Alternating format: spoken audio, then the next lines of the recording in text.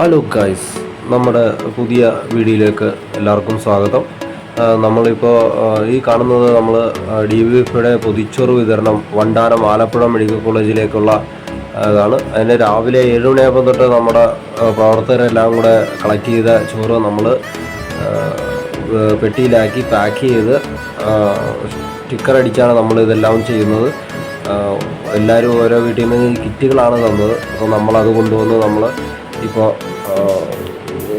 പെട്ടിയിലാക്കി നമ്മളിത് പാക്ക് ചെയ്യുകയാണ്. ഇങ്ങനെ ഓരോരോ പ്രവർത്തകർ പല വീടുകളിൽ ചെയ്യുന്നുണ്ട്. ഇതിപ്പോൾ ഞാൻ എൻ്റെ വീട്ടിൽ ചെയ്യുന്നതാണ്. ഞാൻ രാവിലെ തന്നെ പോയി കളക്ട് ചെയ്ത് ചോറും പൊതിയും എല്ലാം ആ വീട്ടിൽ നിന്നും കളക്ട് ചെയ്ത് നമ്മൾ പാക്ക് ചെയ്യാണ്. പിന്നെ ഇതുപോലെ പലയിടത്തും ഫുഡ് അറേഞ്ച് ചെയ്യുന്നുണ്ട്. നമ്മൾ പാക്ക് ചെയ്തുകൊണ്ടിരിക്കുകയാണ്. ഒരു നേരത്തെ ഫുഡ് നമ്മൾ കൊടുക്കാം, എല്ലാ വീട്ടിലും നോട്ടീസ് അടിച്ച് പറഞ്ഞായിരുന്നു. DVFയുടെ ഈ ഒരു പ്രവർത്തനം നല്ല രീതിയിൽ തന്നെ വിജയകരമാണ് എന്നൊന്ന് പറഞ്ഞാൽ എല്ലാ യൂണിറ്റിൽ നിന്നും ഓരോ ഇതാണ്. ഇപ്പം നമ്മുടെ തണ്ണീർമുക്കം ഇതാണ് പോകുന്നത് ഈ ഫുഡ് കളക്ട് ചെയ്യാൻ വേണ്ടി. അങ്ങനെ പലയിടത്തുണ്ട്. മുഹമ്മ, തണ്ണീർമുക്കം, ചേർത്തല, അങ്ങനെ മറ്റുള്ളിടത്തുള്ളുണ്ട്. ഇതിപ്പോൾ ഞാൻ വീട്ടിൽ കളക്ട് ചെയ്ത ചോറ് എല്ലാം അടുക്കി പെട്ടിയിലാക്കി വെച്ചിരിക്കുകയാണ്.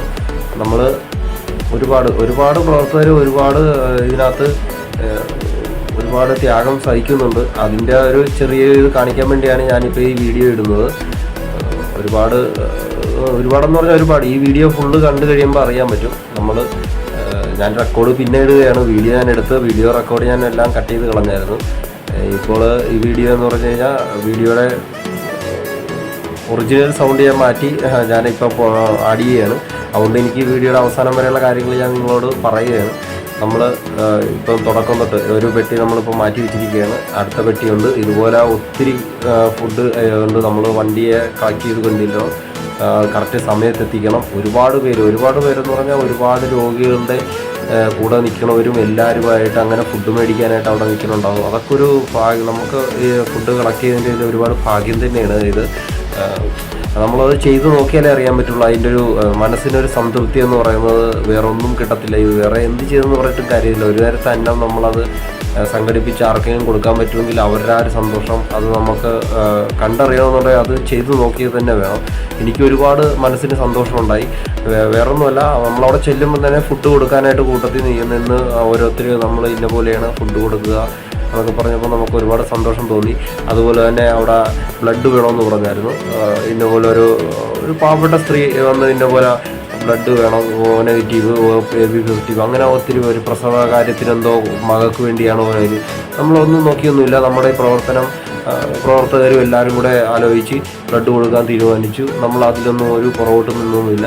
നമ്മൾ ഈ ചെയ്യുന്ന ഈ ഒരു സംരംഭം, അതായത് DVFയുടെ ഈ ഫുഡ് കൊടുക്കുന്ന ആ ഒരു സംരംഭം വർഷങ്ങളായിട്ടുണ്ട്.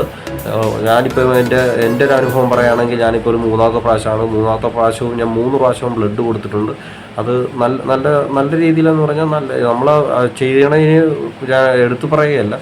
ഒരുപാട് കാര്യങ്ങളുണ്ട്, ഒരുപാട് ത്യാഗങ്ങളുണ്ട് ഇതിനകത്ത്. ഒരുപാട് പേര് നമ്മളവിടെ ചെന്നൊരു പൊതി ചോറ് മേടിച്ചിട്ട് പോയി അവരുടെ സന്തോഷം അത് അത് മതി. നമുക്ക് ഈ രാവിലെ തൊട്ട് നമ്മൾ ഈ പുറകെ നടക്കണതിൻ്റെ അത് ആ സന്തോഷം കണ്ടാൽ മതി. നിങ്ങൾ ഇനിയും വീഡിയോ ഉണ്ട്. ഞാനിപ്പം പറയുന്നത് വെച്ച് കഴിഞ്ഞാൽ ഞാൻ എൻ്റെ യൂട്യൂബ് ചാനലിൽ പറയാൻ വേണ്ടി ഇടുകയാണ്. അത് നിങ്ങളുടെ സപ്പോർട്ടാണ് എനിക്ക്. ഞാൻ ഇതുപോലെ ഒരുപാട് വീഡിയോകൾ എടുത്തിട്ടുണ്ട്. അത് ഞാൻ പുറകെ ഞാൻ ഇടും. അത് ഇതിൻ്റെ സപ്പോർട്ട് എനിക്ക് കിട്ടിയാൽ മാത്രമേ അത് നിങ്ങളുടെ ഒപ്പീനിയൻ എങ്ങനെയാണെന്ന് എനിക്കറിയത്തില്ലല്ലോ. അതുകൊണ്ടാണ് ഞാൻ കൂടുതലും മുൻപോട്ട് ഇത് വരാത്തത്. എനിക്ക് ഈ ഒരു ഫസ്റ്റ് വീഡിയോ ഞാൻ ഇടുന്നത് കൊണ്ട് എങ്ങനെയാണ് എനിക്ക് തന്നെ സപ്പോർട്ട് അത് കണ്ടിട്ട് വേണം എനിക്ക് മുന്നോട്ടുള്ള വീഡിയോകൾ എനിക്ക് നല്ല രീതിയിൽ എഡിറ്റ് ചെയ്തും നല്ല രീതിയിൽ ഇടാൻ. എനിക്ക് വീഡിയോ അധികം ഞാൻ അങ്ങനെ ഇട്ടിട്ടില്ല. എന്ന് പറഞ്ഞു കഴിഞ്ഞാൽ വീഡിയോ ഇട്ടിട്ടുണ്ട്, അതിൻ്റെ രീതിക്ക് ഞാൻ ഇട്ടിട്ടില്ല. അത് മുൻപോട്ടുള്ള രീതിയിൽ ഇടണമെന്നുണ്ടെങ്കിൽ നിങ്ങളുടെ സപ്പോർട്ടെല്ലാം വേണം. ആവുന്ന രീതിയിൽ ഞാൻ നല്ല രീതിയിലിടും. പിന്നെ അതുപോലെ തന്നെ ഇപ്പോൾ ഈ ഫുഡിൻ്റെ കാര്യം നമ്മൾ വണ്ടിയെ കൊണ്ടുപോകുന്ന വീഡിയോയും അവിടെ കൊടുക്കുന്നതും അതുപോലെ തന്നെ നമ്മൾ ബ്ലഡ് അതിനകത്ത് ഏറ്റവും ഉപരി എന്ന് പറഞ്ഞു കഴിഞ്ഞാൽ ഈ കഴിച്ച നമ്മൾ ഈ ഫുഡ് അവർ വേസ്റ്റ് ബാസ്ക്കറ്റിലിടും. അവിടെ നമ്മൾക്ക് അനുവദനീയം അതല്ല വേസ്റ്റ് ബാസ്ക്കറ്റിലിട്ട് അവിടെ വെക്കുന്നത്. നമ്മളത് അവിടുന്ന് കളക്ട് ചെയ്ത്, അതായത് കടലാസ് വേറെ, ഇല വേറെ, പ്ലാസ്റ്റിക് വേറെ, അങ്ങനെ തരംതിരിക്കണം. വേസ്റ്റിടുന്ന ചോറെല്ലാം നമ്മൾ വാരിയെടുക്കും. അങ്ങനെ ഒത്തിരി ഒത്തിരി നമ്മൾ അവിടെ അത് വാരി മൊത്തം മാറ്റണം.